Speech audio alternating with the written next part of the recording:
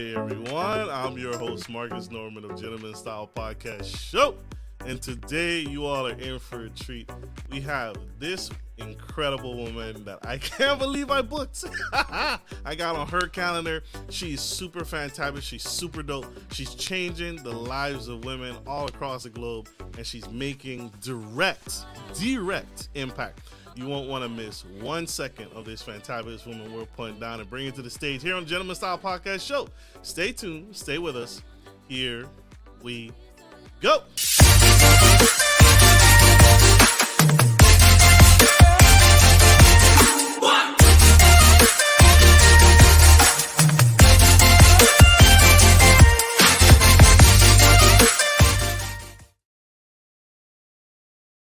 Everyone, I'm your host Marcus Norman of Gentleman Style Podcast Show, and today I have coming to the stage the incredible Miss Cinneah.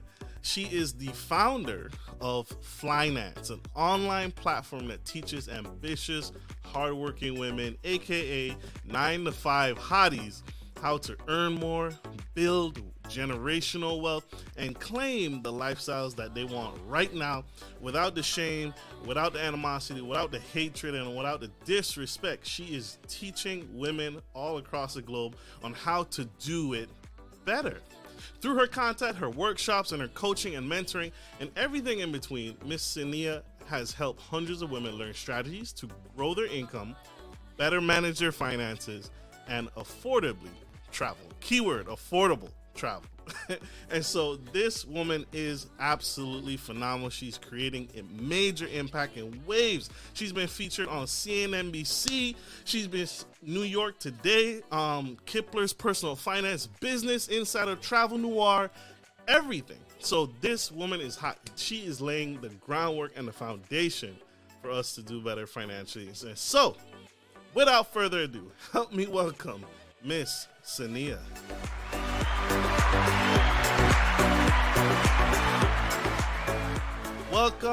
Welcome to the Gentleman Style Podcast Show. How are you, ma'am? Hey, Marcus. I am doing good. Thanks so much for having me. Absolutely. Thank you for being here. Ma'am, you've been spilling the tea all across the globe, and corporate America does not like it. You are changing the paradigm on how we think and view money, travel, and finances. I gotta ask, where did it all start? What has been your relationship growing up as a young woman, as a black woman? What has been your relationship with money growing up for you? Yeah, so I'm originally from Baltimore, Maryland, and growing up in a city like Baltimore where you see people who look like you struggle, I think that I always knew I had to hustle for what it is that I wanted in life.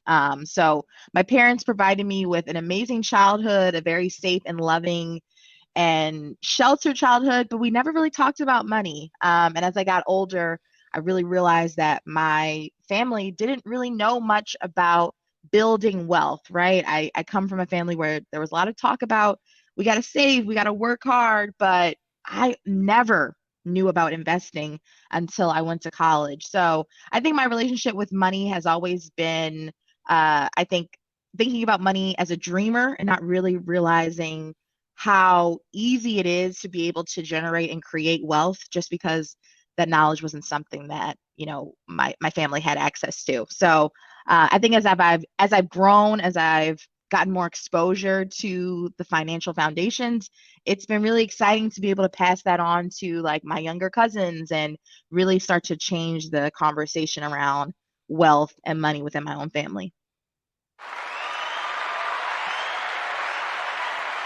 That's huge, right? And that's and I so many people. That's why so many people gravitate to you.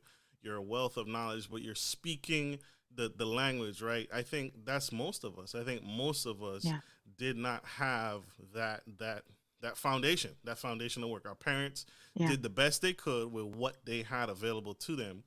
And Amen. so, no spite to mom and dad here or there. It's just this is where you're starting from. And that's a lot of our baseline. That's what a lot of people, a lot of women's baseline is, include myself, right? Yeah. I grew up with my father, and just money wasn't talked about, right? Mm-hmm. The bills were kind of scattered away. but never Hmm. really like talked about them or looked at them. So huge, huge, huge. What was your first job ever? What was it like? Why did why did you start the job? What made you? What stood out about this first job? Your first job ever?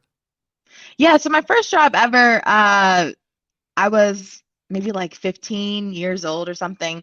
I just wanted money. I wanted money for myself, I wanted to be able to just like, have what I thought was freedom with money, right? So it was a little menial like night job.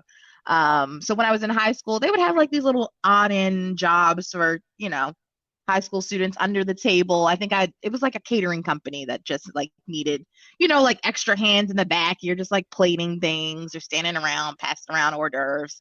Um, and it was a hustle, I didn't make much. I mean, I think even in all of those jobs, and as I worked, I had literally worked my way through college as well. I mean, at any given time, I probably had two or three jobs throughout college. I think that whole experience from about like 15 through 20, it taught me the value of a hard work, right? So I think now when people see, what I've been able to do, or I think the amount of risks that I take in my career, it's because like I was taught I had to hustle, right? When it came to having enough money to do the things that you want, it always felt like there was never really enough. So I think those early work experiences really taught me that if I didn't learn other ways to grow my money, to be more strategic with my time, to not trade my time for dollars, I was going to constantly have to grind. And I didn't want that, right? I didn't want to be someone who was financially insecure. And I definitely didn't want to have to hustle for the rest of my career, just to, try to make up the money that I didn't have. So I think those experiences taught me a lot, and it definitely helped shape my mindset to say, nope, I need to be thinking differently about this. But it really wasn't until I started working full time that I happened upon the information, that I think really was just met me at the right time, right? So even though I went to an Ivy League institution and I was surrounded by so many people with lots of wealth, I don't think I was ready to receive that information, So it's Mm. also important, as we talk about building generational wealth, as we talk about unlearning financial traumas, that, you know, that old saying, like, you can take a horse to the pond to drink, but you can't make it. I don't think I was really in a position to receive that information and to be able to take action on it until I started working full time, until I really could see and feel for myself, like, this is what this grind is going to look like for the next 40 years if you have to work to live, if you have to work to survive, right? So when that information did find me, I was really grateful to learn about financial independence, to learn about the FIRE movement, retire early movement, because then I felt like I was at a point in my life where I could actually take action, and I could say, okay, if this is the vision I've set for myself, I think I can do it. Like, what I want is within reach. You had that self talk. You changed your mindset about how you viewed money and your relationship with money. And you said something that gave me goosebumps, like really goosebumps. Um, you weren't ready to receive, even though you had stumbled upon the information. That was something I had to learn myself. It was like, and people reach out. They reach out to you, I'm sure, all the time for advice, tips, Yeah. strategies. You coach to this, you mentor to this, you do workshops on this, and there's a time and a place, right? You can Hmm. give world class advice, but if that person isn't ready or positioned to receive it, it'll just go over their head. And now you're Yeah. just kind of speaking to like a brick wall. Yeah. So Definitely. so many of us, I think, suffer from that. Like we're getting great advice, but we're not ready in that moment to like hear it. Like what? Absolutely. I'm not stuck to the 9 to 5. I don't have to go to work tomorrow to my Yeah. boss. I don't have to succumb to, you know, I get 2 months off for child maternity leave and that's it. Like that's it. Like no, you're not stuck to that, but you got to break out. You're breaking chains. So a big applause for Miss Cinneah. Y'all. She's breaking generational curses here Yeah. today. Today, that is huge. And thank you again. When do you feel is the right time? Because we're speaking to women, and some of our women out here are single moms. When do you feel is the right time to start talking about money and earning money with kids? Any tips, strategies there? Yes, well, I am not a mother. I do not have children, but I think that we I think that money is so ingrained to our society that even as even if you have young children, it's a great time to start building those blocks of financial literacy, right? Maybe you're not talking to them about advanced strategies around money, but I think helping even young children understand what money is, that it's really a tool, right? That it doesn't have to be something that we should be ashamed of, right? That it shouldn't be something that we're afraid of, because I think that those same emotions, right? Money is so emotional, are what your children are going to carry with them for the rest of their lives, right? So I think no matter what age they are, I think helping them understand that money is a tool, right? I think also being a great role model around financially healthy habits, right? Actually sitting down with your kids and showing them this is how I pay bills. This is the budget that we have for our family. This is how much money we have to spend at the grocery market. And when your children ask you questions about money, not being like, I think something, especially in our community, is we like to say, oh, stay out of grown folks' business, right? But I think we need to also embrace having more transparency and not letting money continue to be a taboo subject. Now, I think when your children are old enough to really want to make their own money, I think if you don't have those tools, right, seek out those individuals, right? There's so many amazing Black creators who are specifically creating tools and books and programs to help teach Black children financial literacy.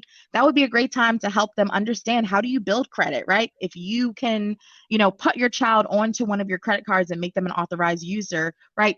Learning some of those things together with your children is so insightful because I think, even though, again, there's so many resources out here, I think until we start to model the behaviors that we want our children to have and help them understand why these things are important, we essentially are leaving them out to fend for themselves, right? And we know how predatory, credit card lenders can be, loan lenders can be. So I think starting to model those behaviors and just create a dialogue where we can talk honestly about money is where it all starts.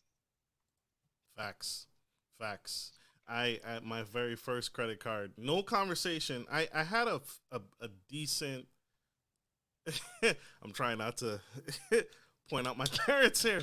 I had a decent mentioning around the topic of money with my parents.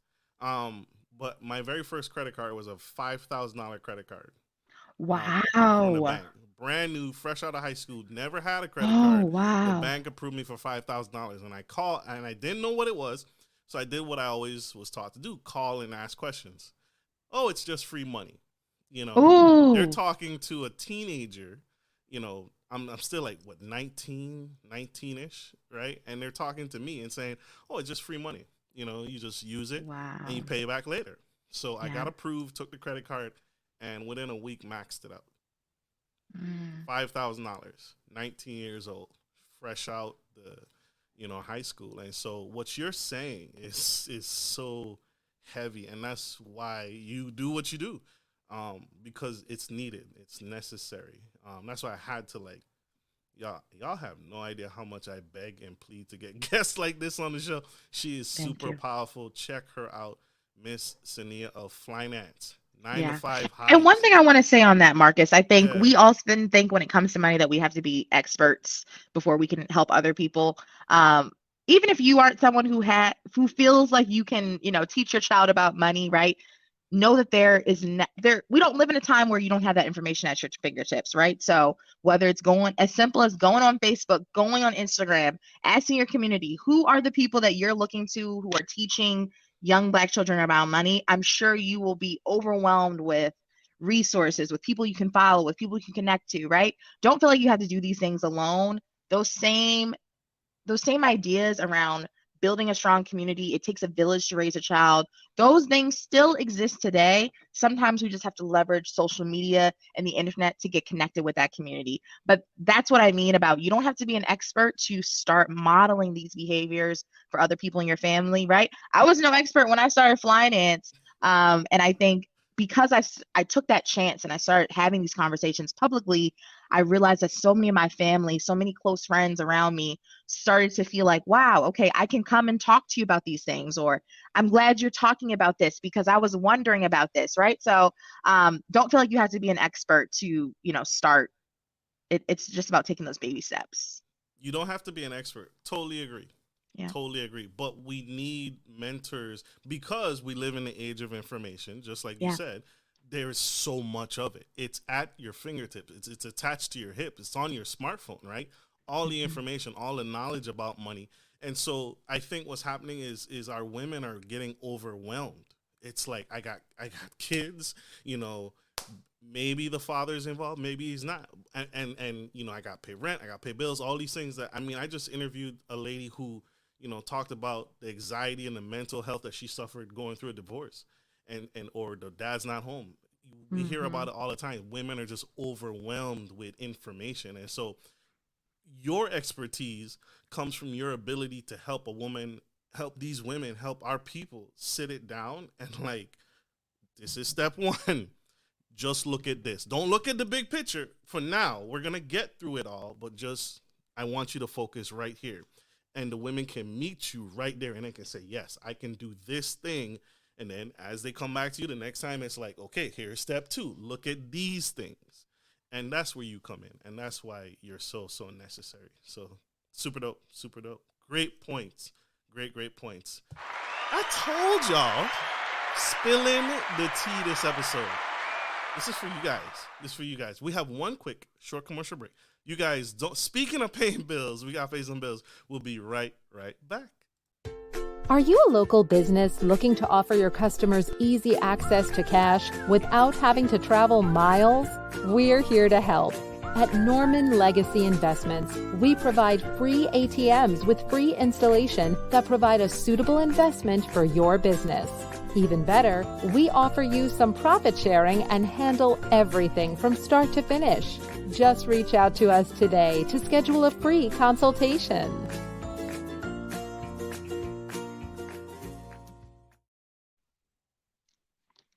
We are back to the Gentleman Style Podcast show, and I have Miss Cinneah of Finance, killing the game, spilling some major tea. And if you missed any of that, go back, check her out. Check out these wise words from this incredible woman. We're on iHeartRadio, iTunes, Spotify, Google Play, Facebook, Ghana, wherever you get podcasts, we are there.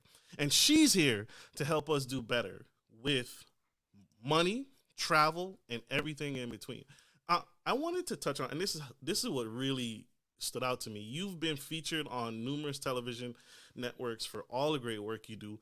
One of them, and you boast this, you brag this, one of them is job hopping has, at one point in your life, accelerated the money you earned. So what happened? I have to ask, when did you first realize that job hopping was accelerating your income faster than everything else, than what we've been taught at staying at a traditional 9-to-5 job? What happened there? What's the story there? Yeah, I mean, when I started making intentional leaps to build my salary and my income, a lot of it was because I was learning about financial independence and was learning the golden rule.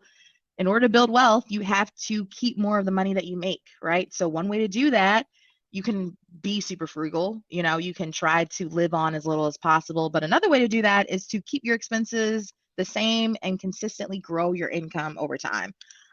So keeping that in the back of my mind, I knew that I couldn't wait around for employers or bosses to decide that I was worthy enough to get a raise. So 2.5 years into my career, I realized that if I wanted to grow my money, I couldn't stay at the company where I was working, right? Even though I had so many great relationships, I loved the work that I was doing, and I made a decent salary. I was making six figures then. I knew that I wouldn't be able to still reach my financial goals overall if I just stayed stuck here, if I just let my salary kind of stay where it was.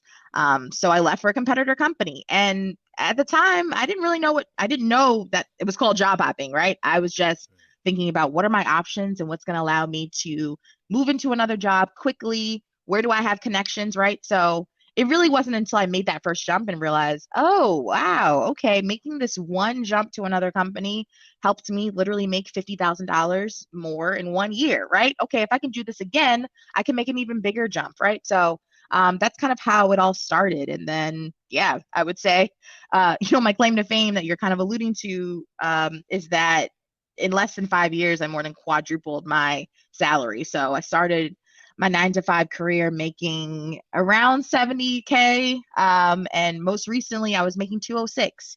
And that's just in the span between 2017 to 2023. So it's been an exciting journey, but I can't say that I came in thinking, yes, job hopping is what I'm going to do. It's kind of like I just had a vision for what I wanted out of my career, what I wanted out of my income, what I wanted to make in my 9 to 5. And I knew that I had to take big risks to be able to reap those big rewards.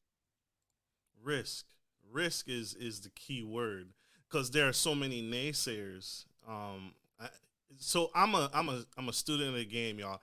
I have done what she teaches. I have jobbed hop. My resume looks like spotty as hell, but it's because I have so many. I have accelerated my income without even realizing that this is okay, because so many people have been taught the ladder. I was taught the ladder, right? Mm-hmm. So what you teach and mentor to is complete taboo to it. It's opposite of what our parents teach. Oh, stay there, stay at this government job. I worked in the federal government, which is something you never leave, right? Mm-hmm. People are like, you never leave the federal government. You stay there and you die there. Like, it's scary, y'all. But I left, and I've been able to continuously increase my income from leaving, right? I think we are our greatest assets, and we need to stop putting our employer in front of that. Any thoughts on anything that I said wrong here? No, I don't think you said anything wrong. But I think that there's always nuance, right? I think for me, I was someone who worked in corporate. I wanted to work in big tech.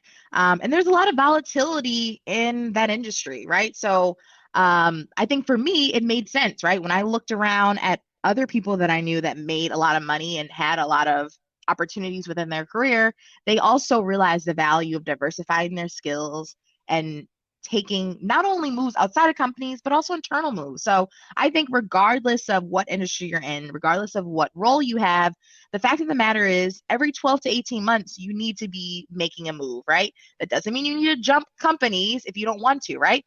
Right. There are people in my network that have amazing career opportunities at the company where they have, right? Where they can have stretch assignments, where they can, go to other departments and try out other teams, and they're still feeling really fulfilled at work. That's not the majority of us, right? So thinking for yourself, you don't want to keep your skills stagnant. You don't want your money to be stagnant. So it's really important to just think about movement within your career, right? I hate to hear from people who are just like, yeah, I've been working the same job for 6 years, right? Chances are you probably can do that job in your sleep. You probably haven't been growing a lot of skills, and you probably actually aren't as big of an asset as you might think you are just because you've been sitting in those roles for so long, right? Are you being challenged? Are you actually growing as a professional, right? So I think those are the questions that we always got to ask ourselves. And when you think of it that way, then the money is always going to follow, period. Mic drop. That's a mic drop moment, y'all. And that is so true. You said the word, so it's a buzzword, skills. A lot of us don't negotiate what we're worth, and it's based off of our perceived skills. Well, just like you said, we think we're not worthy enough to ask for more money. What are one or two, because you teach to this, what are one or two things that you can share with my audience here, that skill sets that most people have or commonly have today that has the potential and can easily cross over into earning more money either at their current employer or a different employer? But what are one or two common skills that most everybody has but we don't capitalize on? Yeah, this is a great question. So I want to speak to two skills. One is a hard skill and one is a soft skill, because I think when we think skills, I think people think, oh, I need a certificate to gain more skills. No, but actually everything you're doing in your day-to-day job is helping you build both hard and soft skills. So on the hard skill side, one of those skills is project management. Almost every professional, I guarantee you, if you are anyone who is taking something from point A to point B, you are developing a project management skill. Do you have the ability to get shit done at work? Yeah, that's a project management skill, right? Now, that's not to say that you need to become a project manager, but project management is a highly valuable transferable skill. Every employer wants employees who can get the work done on time and knows how to assess, hey, is this going to happen on time? Are there dependencies? Are there risks? Who else do I need to get involved in this project so that it's a success? That is project management. And almost every job you look at today has that language that's saying, can you, independently manage a project from start to finish, right? That's project management. So I think that is in particular one skill we should all be thinking about. Think about those times where you've had to literally get some shit done by yourself and be able to speak really confidently about what it is that you did and what was the value that you created.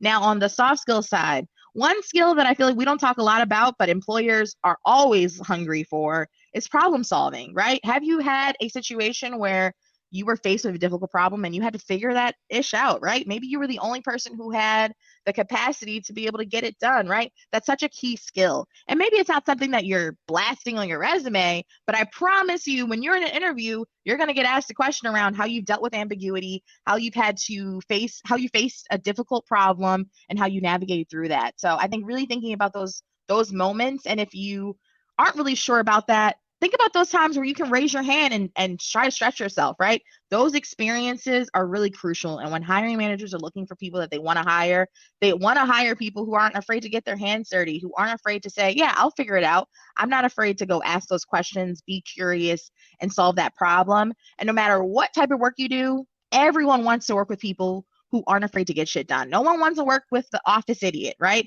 So I think problem solving is also a really great skill that you should be thinking about further developing and also speaking to when you're talking to hiring managers, recruiters, and in interviews.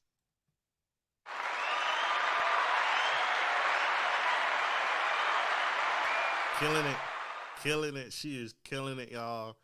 Brains and beauty, just all the whole package. Y'all. Killing the absolute game. That's huge. Thank you for those tips. This is another thing, a killer. A killer, especially for women, is negotiating their salary. You've now transitioned us from leaving our current employer. We've realized that our current employer is just underpaying us. Now I'm transitioning to a new position. But one of the things we don't do, I'll tee you up here. I had a young lady. She's in the medical field, but the job that reached out to her, wanted to pay her like $30 an hour, which is an insult in the nursing profession, right? Okay. And she really needed 45 to live. And so I told her, I said, you need to ask for the 45. She's like, well, I'm not worried. It's what if they don't take it? What if they say no? So can you give that young lady some advice on negotiating that offer, right? How should we be negotiating our salary without, and break through that fear, right? How do you do it? Yeah, this is a great question. So let's first take a step back, right? What is a negotiation? A negotiation is just a compromise. I think we have also been kind of taught to fear negotiations because we think that, oh, we're being greedy, or, oh, I'm asking for something that I don't deserve. But actually, to the point that you just made, Marcus, right? Both parties have a mutual interest in getting you hired, right? So if you are in a negotiation process, that company obviously wants to hire you. You obviously want the job, right? So both parties are trying to come to a mutual compromise where both parties feel, at the end of the day, satisfied with the offer that's on the table. But the reality is negotiations start even before you get an offer. So, my advice is to first use any first call opportunity, phone screen, informational, when you're learning about a job, to ask those questions. Ask about base salary. Ask what the total compensation package looks like. Ask how does the company reward employees, either through bonuses or other, performance incentives, right? Ask these questions, because what I also hate to hear is people who are going through these long, drawn out ass interview processes and they don't even know how much they're going to get potentially paid, right? The whole art of negotiation is taking inputs that you are either given or that you can find online or research or when talking to other individuals, and using that to leverage for what you want. So I would say, in this case of someone who knows that they're being paid and eventually gets an offer that they feel is a little bit insulting, it's about going back to the drawing board. What do I know about this role? What do I know about what the market is actually paying for similar roles at similar companies? Do I know anyone internal to this company that I can talk to and really ask them, hey, you might have access to what employees get paid. Like, what should I be asking for this role? I think it's about thinking about what information you have at your hands. But then ultimately, when you get to the negotiation, not feeling like you gotta like spitball things off the top of your head, right? Anytime I go into negotiation, I have a script, right?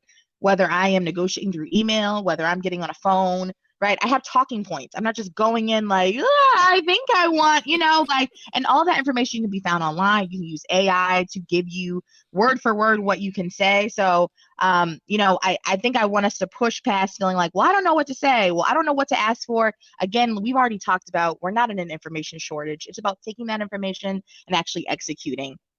And then finally, and my last point is to not be afraid to walk away. I think the issue that often happens when people are negotiating is that they are desperate. They don't have any other options, right? They haven't had a really fine-tuned job search strategy to begin with. So by the time you got to this offer being presented to you, you are either so exhausted or you have no other options on the table that you aren't willing to walk away from an offer that is below what you worth and what you want. So I would say that it also requires you to push yourself, have options, right? Don't go through a job search putting all your eggs into one basket. Because ultimately, if you do get an offer that you're just like, yeah, we can't come to a mutual agreement and I'm not ready to leave my current employer for less money or less flexibility or less benefits, not being afraid to walk away. So those are what I say are my tips. But I would say, in my experience as a serial job hopper, almost everything that I've negotiated for, I've gotten, and then some. So it's about just like pushing past that fear, using scripts and using the information that you have to leverage, so that you can get what you deserve. Because the reality is Tom and Megan and Madison, they gonna get it. So you just gonna be mad when you pull up to work and realize you're now underpaid and working in a brand new job. So that's the way I think of it. And doing the same thing as them. Come on. Doing the same work, the same hours, the same, Yeah. and they're making more than you. The person in the cubicle next to you, the office next to you, is making more than you because you didn't negotiate your worth. Yeah. And you notice the key thing she's saying, y'all. She's saying script. That script isn't just some random like stuff. It's facts. It's data points on probably, I'm guessing, on probably what she's accomplished, what she's done, and how can she add value. So when she negotiates for a higher salary, she's bringing bullet points of actual factual numbers that cannot be disproved, right? It's bullet points. You go into your boss and say, I can do X, Y, and Z. I have done X, Y, and Z for you. Let's talk money. It can't be dismissed when you arm yourself with a script. So really, really powerful. Woo, girl, man, you're on fire. You're the woman on fire, and that red hair isn't just. I wanted to ask because another taboo thing is we've all gone through a pandemic. People getting laid off right and left. But in your course, your classes, your workshops, you actually teach people that this is a great time to negotiate better conversation. If you survived a layoff, the COVID-19 wave, that is actually an opportune time. How in the world my company is going through a layoff period and I made it? How is that an opportune time for me to negotiate my compensation at this company? Please help me. Yeah, so this was actually something that I shared, not in a workshop or a course, but in content on social media.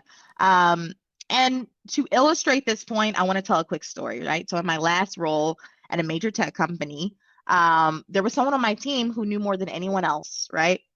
We would have meetings with customers, with other employees, with people across the team who would joke that, oh, hey, if so-and-so leaves the company, we're all screwed.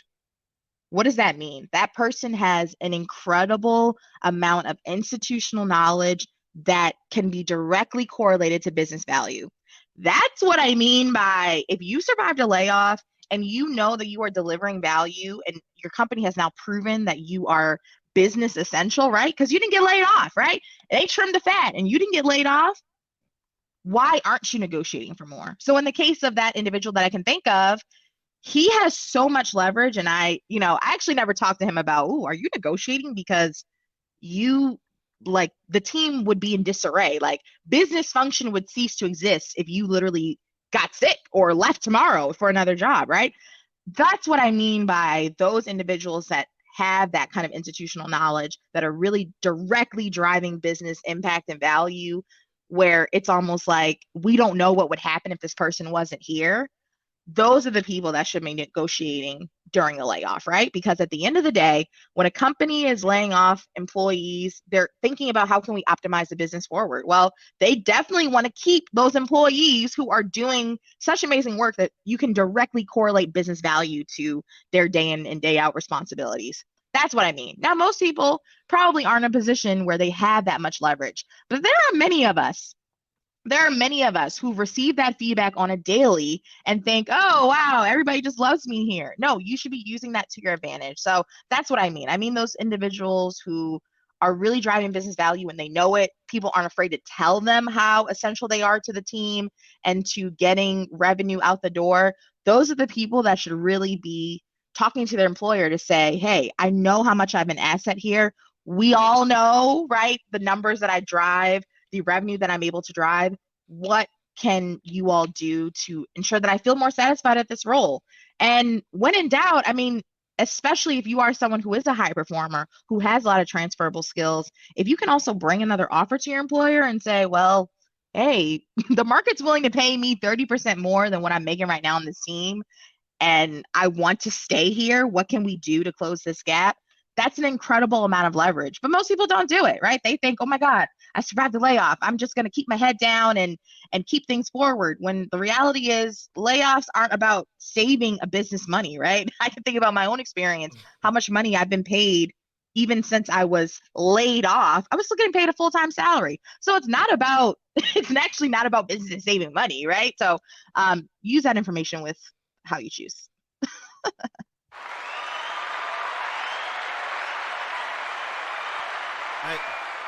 And I'll just say something real quick.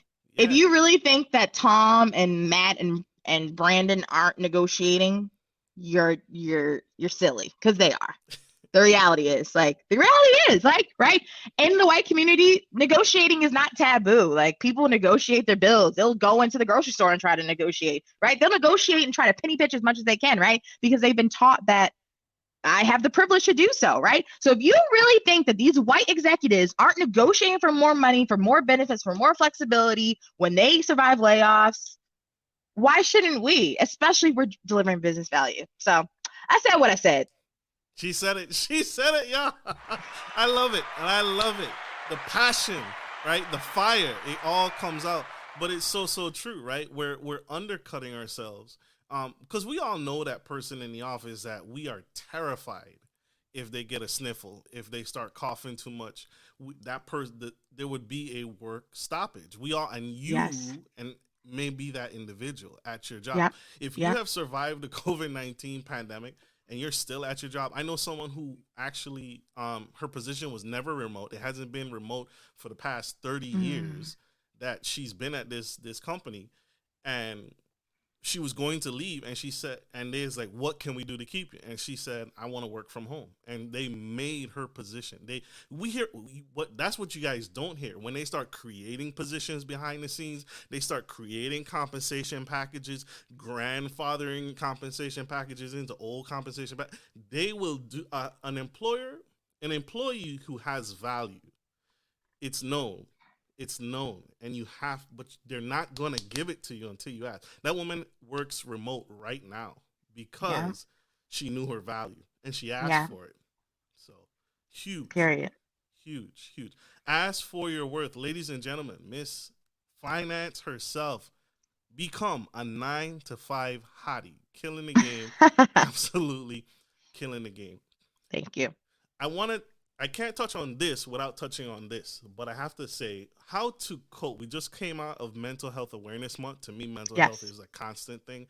how do people, let's talk to the person who just got laid off. How do they cope with their mental health in that time? How you have been laid off, correct? Mm-hmm. How do we cope better going through a layoff? Help us, please. Yeah, I think first and foremost is to, if you can afford it, speak with a qualified mental professional and really find those communities where you can talk candidly about your mental health. It is hard, and I don't want to sugarcoat that. Oh, layoffs don't mean anything. They don't matter. It is hard, and no matter who you are, you could feel doubt, insecurity, fear, guilt around being laid off. So that's number one. When possible, try to see a therapist, a counselor, or a qualified mental health professional. I think the second thing is to actually take rest. I think oftentimes we don't allow ourselves time to cope with mental health that might be arising after a layoff because we're so stressed and anxious about finding another job. If you can afford to, try to take some time off. Try to take off at least a week where you're just like decompressing and trying to figure out and get your thoughts together. I know that that was really like helpful for me before I even like publicly announced anything, was just taking some time to really reflect and rest and really think about, my next decisions. Um, and, the third thing that I would say is to, when it comes to coping with mental health, I think a lot of that stress and anxiety can sometimes come from, what am I going to do next? I think realizing and remembering that your network is your net worth, right? You have so many people in your network who want to see you win, who want to support you. And that doesn't always look like, oh, you got to blast it on LinkedIn, but like, don't be afraid to make those reconnections with people in your network to say, hey, I'm going through this. If there's an opportunity at your company, let me know. Or, hey, if there's someone I should connect with, let me know. I'm willing to do those coffee chats, those informationals, get in front of people. I think all too often people just think, oh, I'm just going to slap on a LinkedIn message to everyone. And that doesn't always land. And sometimes the people that have the most, that resources and bandwidth to help you may not see those things. So don't be afraid to literally just reach out to those people in your network, right? Old mentors, old bosses, people that maybe you go to church with, right? People that are in your sororities, your professional networks, because I think that's often where real change is happening, not always on, oh, I just got to apply to 100 jobs. I just got laid off. I got to hustle, right? Your next opportunity might just be in, 1 or 2 degrees separated from you. So those would be my tips. Love it.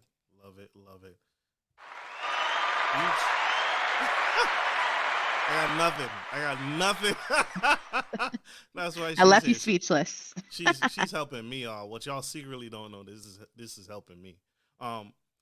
You have been incredible this episode, and you said something earlier. It was too smooth. It was too crisp to just glaze over. But you don't actually need a degree. My final question to you is, I need you to debunk that myth right here, right now. Do I need a degree to earn the 6 figures, right? Because so many of us have been brought up to believe that that's the case. I need, if before I transition, I need to get my master's. I need to get my doctorate. That not necessarily is true. Speak to that. Correct. Yeah, so I would just caveat by saying I do have a master's degree that I got at 22 years old. So take that for whatever it's worth, right? Like, I didn't have any work experience, and here I am with a master's degree. But I will say it was fully funded. Now, here's my thing. I think that if you are in a position to get a degree, a higher level degree, maybe that through tuition reimbursement or a scholarship or grant, that's wonderful. Go get it. Do what you need to do. But most people are literally going into debt to get advanced degrees that they don't need, that aren't going to help them make more money. That's backwards to me. So I would say if you think that you need an advanced degree to get to the next level in your career, I would really caution you to think about, what are those roles you're looking for? And what are the requirements, right? Now, don't get me wrong. There are times, right? If you work in biotech and you want to do a certain kind of pharmaceutical sale where you got to understand the proteins then yeah, okay, maybe you do need your doctorate in pharmacy. I don't know. But most people who are just looking to fill in the gaps between where they are and where they want to be don't need a graduate degree to do it, right? They might just need to learn a new software, which you could learn on YouTube, on Coursera, on Udemy for less than $100, right? They might just need to get more experience leading a certain type of project and actually just raise their hand at work and say, hey, I want to get more technical experience. So put me on that project so that I can get to know those skills a little bit better, right? So I think it's about actually having a little bit more creativity and finesse. I think, especially in the Black community, we've been spoon-fed this idea that more degrees leads to more money, but actually just leads to more debt. And that's why we are among the most educated group, but also the most overburdened by debt, right? And we don't actually see our wages increasing with as many advanced degrees and as many Black people are going to college, right? So how does that make sense? It doesn't make sense, right? So I would say my advice is, again, to really think about what are those skills that those jobs you're looking for are asking for. Are they actually asking for these advanced degrees? Or are you just thinking, this is what I should do? This is what I do feel like it's a good use of my time. Secondly, I would say really get creative. There are so many AI tools out here today that are literally helping people see what they can do with their skill set and what jobs are out there. All right, so if you are someone who's just like, I don't know what I want to do, I'm completely open to whatever, use a tool like ChatGPT and ask it, based on my top transferable skills, what other jobs are out there for my skill set and my level of experience? And I'm sure you'll get a whole long list of jobs that you can go research and talk to people about. And third, don't forget that there's so many opportunities to upskill that don't require you to invest in a multi-year professional degree, right? Whether it's going to technical boot camps. I mean, I know so many people who have literally gotten scholarships to learn how to code, to learn how to become software engineers. And now they're making $450,000 and they never went back to school, right? They did a technical boot camp for professionals and now they are having in-demand skill set, right? Like Marcus, right? That allows them to be able to do that. And there's so many apprentices at tech companies like Google, Pinterest, and others where they're literally teaching professionals, AWS, where they're literally teaching professionals how to use their software so that they can train them to be in their workforce, right? So if billion and trillion dollar companies like Google are investing in people and saying, yeah, actually, you don't need a degree, we'll teach you everything you need to know, why do you think that graduate school is going to unlock some kind of earning potential for you, right? So that's my rant. I would just say, pause, reflect, reset before you invest in expensive graduate program, especially if you don't have to. So true. So true. Facts. I love it. I love this show. How can people connect with you? How can people learn more? How the train has left the station. You are on a rocket ship, girl. You are changing and carving a path for women to change their lives. How can they connect? How can we find you? Yes, I'm Flynance across all platforms, FOYNANCED.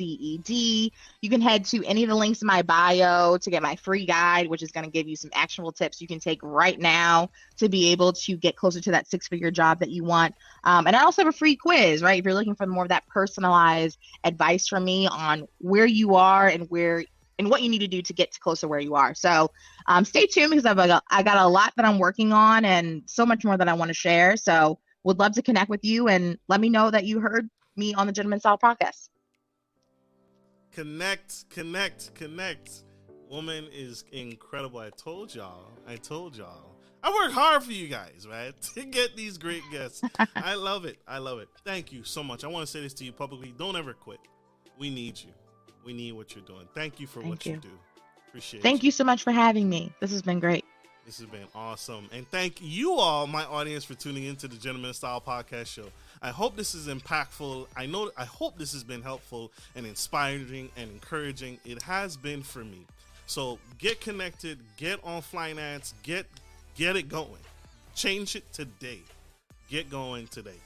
Like I always end every show, we got to let her go because she is changing lives. But like I end every show, take care of your friends, take care of your family, and always take care of business. This is Marcus, your favorite gentleman, and Cinneah of Flynance.